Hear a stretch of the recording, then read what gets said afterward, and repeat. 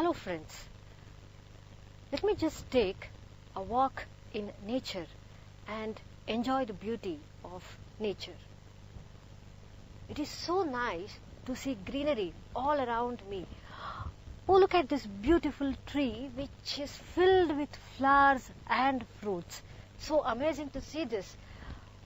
Looks like a pomegranate tree. Let me pluck one.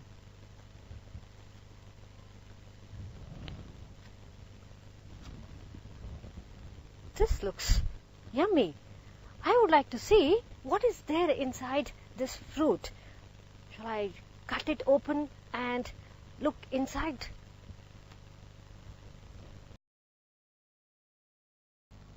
This is the flower of pomegranate? Yes, I'm sure you would have seen this kind of flowers as well. You would have seen this kind of flowers as well, right? Now this is, say, a baby flower. Yes, this is a baby flower, and this is kind of well-bloomed flower. Now we will do one very nice thing. I have one pomegranate flower, and let me say I have taken one pomegranate fruit. Now can you see any resemblance between a pomegranate flower and a pomegranate fruit? Do we see any kind of similarities? Slightly, yes, right? Now if I compare a bud of this flower and a well-bloomed flower, you can see that there is this very, very thick orange colored structure which is actually embedding the flower inside. Yes, now that is called as calyx. This is called as calyx, or in our normal language, English language, we call this as sepal. Generally, sepals will be green in color, whereas in pomegranate we see that this is a beautiful orange. Yes, now if you see a well-bloomed flower, even in this case you see that the orange colored sepal is quite prominent. Yes, and you see that there are beautiful orange colored petals, and inside the petals, if I look through the petals here, you can actually see a yellow colored stamen and anther, which are the male reproductive part of the flower. You can see that very clearly in this flower, where you can see this yellow colored male part of the flower. Yes, now what generally would you see is, if I compare this flower to this fruit, you can see that the calyx, which is kind of thick and prominent in the flower, is also kind of prominent in the fruit. Yes, so we see a very thick prominent calyx which is there in the fruit. Now this is a characteristic of pomegranate fruit. So it has something which we call as a persistent calyx. Okay, now if I look through the calyx here, you can see the stamen which is all partially dried. Yes, you can see the calyx which is all partially dried. You can see that well here, as well as in any of the pomegranates. Yes, you can see that the calyx is persistent, and you can see that the anther or the pollen grains are all dried up in the fruit. Yes. Now what we would do is, we will try to see what is inside this beautiful looking pomegranate fruit. Okay, so shall we start cutting this fruit?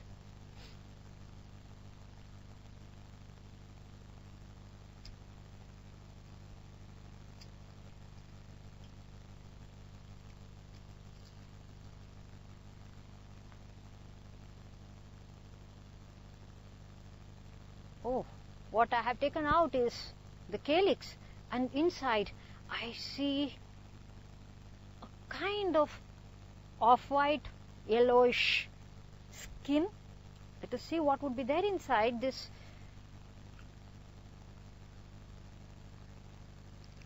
Oh,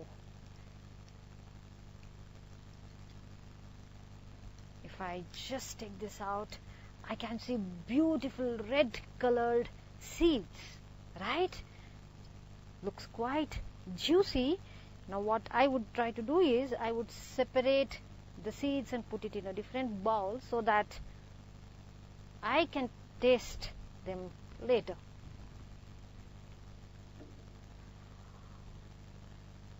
So if I just look into this pomegranate, you can see that though the outer skin is made up of kind of yellowish, orangish, pinkish, reddish color, inside it is made up of, looks like red seeds and some kind of membrane structures, and we also see some kind of base here which is kind of quite thick. Yes.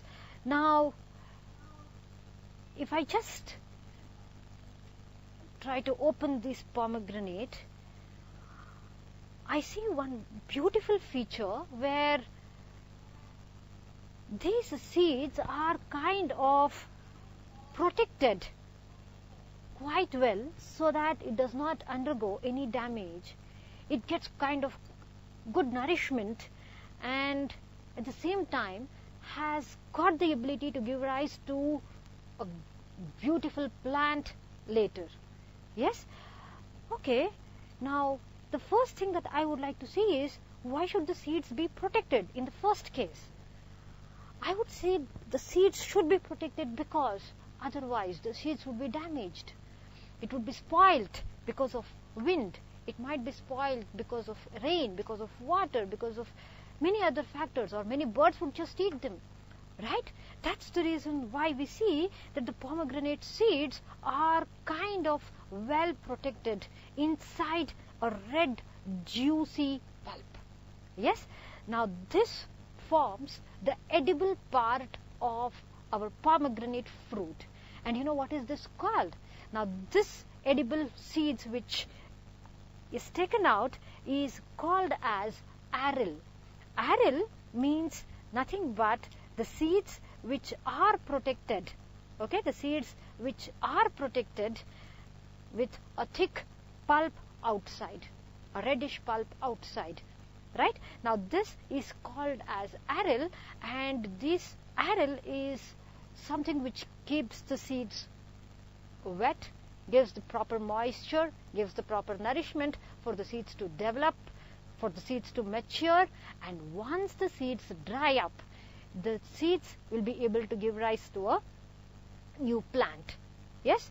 Now if you just notice this particular seed here, you can see that the seed is attached to a small yellow colored placental structure, right? Now this small yellow colored structure which is attached to the seed is called as the placenta. Now this placenta is the one which actually helps the seed, or to be very specific, the entire aril, to be attached to the membrane of the pomegranate. Yes? So this placenta is the one which kind of holds all the seeds and all the arils to be in its place. Okay?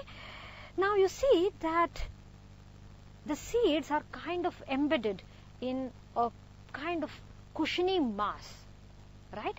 Now this cushiony mass in which the seeds are embedded is nothing but, say, the skin of the fruit. Yes? Now the skin of the fruit is called as pericarp. Yes? The skin of the fruit is called as pericarp, and if I just look at the pericarp here, I can see that the pericarp is quite thick. Yes, the pericarp is quite thick. Yes, see, there is one orange layer, there is one middle kind of yellow layer, there is some kind of thick membrane here, there is one more very, very thin membrane that I can see in the pomegranate. Yes, so this pericarp is made up of different parts based on where it is present, right? Now the outermost membrane is kind of cushiony and leathery, and this membrane of the pericarp is called as exocarp. Okay, this is called as exocarp. Generally, exocarp color keeps changing. In few pomegranates it is very red, in few of them it is yellowish, in few of them it is orangish. Okay, in few of them you can also see a pinkish tinge in the pomegranates. Now, looking at the pomegranate, I can say whether the pomegranate is ripe or not based on the color that the exocarp is made up of. Generally, if it is kind of a reddish orange of this kind, we say that it is kind of completely ripened, whereas if it is kind of greenish or more towards the yellowish tinge, we say it is not completely ripened. Now, just inside the exocarp, I see a thick membrane here. Now, this is considered to be the mesocarp of the pomegranate. Okay, this is considered to be the mesocarp of pomegranate, and mesocarp kind of is thicker, okay, and has a lot. Generally we do not consume that, it's not considered to be inedible part, though in few medicines we do use exocarp as well as the mesocarp of this pomegranate. Right? Now, after we see the mesocarp, I can see that there is some kind of membrane that is present in the pomegranate. Okay? Now, there is a very, very thin layer of a membrane that you can see here, and this is nothing but our endocarp. Okay? Now, this is actually not an endocarp, part of a mesocarp which just extends and kind of divides the entire fruit into different divisions. So, this is about the pomegranate fruit. We saw that there is a orangish, reddish exocarp. We see a half white mesocarp, and then there is endocarp, and embedded in this is our arils, which is composed of the pulpy part of the and the seed, which is our edible part. Right? Now, after we have seen this part of pomegranate, let me tell you that this pomegranate is kind of considered to be of Indian origin. Rather, this fruit was first discovered in Himalayas and later was seen in many other parts of Iran, and it grows very well in the Mediterranean region. However, people all over the world now consider this to be a delicacy, especially people of England consider this to be a delicacy and are very fond of this fruit. This fruit is considered to be very, very important because first thing is it is tasty. The second thing is this is kind of very beautiful and attractive. The arils look so beautiful. The third important thing is its nutritional value. This aril is the edible part which comprises around 50% of the fruit, and out of this part which is consumed here, we see that it is very much rich in few tannins, and it is because of the presence of tannins that we get a kind of sweetish bitter taste. These arils are also kind of rich in potassium, vitamin B, and is considered to be one of the best sources of vitamin B6, B1 and B12. So, if at all we are suffering from some kind of weakness, we can always take vitamin B, or we can always go to eat this kind of pomegranates which give us energy. At the same time, sees to it that we get all the vitamins that our body needs, most of the vitamins. It's also rich in vitamin C, many of the minerals, and at the same time it is a very, very tasty fruit. Yes? Now, this is the story about pomegranate. Yes? So, what did we learn today? We learned that a pomegranate fruit has seeds with the eating pulpy part, which we call as aril, and then we spoke about the pericarp, right? We saw about the flower.